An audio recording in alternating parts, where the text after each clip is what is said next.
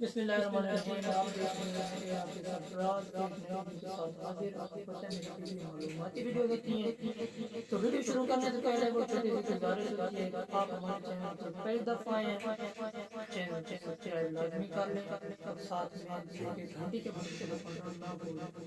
تو چلتے ہیں آج کی ویڈیو کی طرف۔ آج کی ہماری ویڈیو حضرت ہود علیہ السلام کے بارے میں۔ قرآن پاک میں حضرت ہود کا ذکر 7 جگہوں پر آیا ہے۔ حضرت ہود قوم عاد کی طرف مبعوث کیے گئے۔ حضرت ہود کی قوم عاد کی زبان عربی تھی۔ قوم عاد کا ذکر قرآن پاک میں 9 سورتوں میں آیا۔ قوم عاد کے لوگ دراز قد، جوڑے جسم، خوفناک لوگ تھے۔ حضرت ہود کی موت خضرہ موت میں ہوئی۔ قوم عاد پر سخت آندھی کا عذاب آیا۔ یہ آندھی 8 دن اور 7 رات تک جاری رہی۔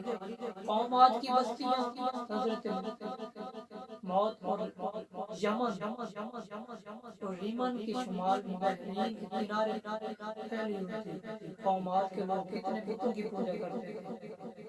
قوم عاد کے لوگ 7 بتوں کی پوجا کرتے تھے۔ ایک دو اسوا، 3 یعوز، 4 یعوق، 5 نصرہ، 6 سمود، 7 استار۔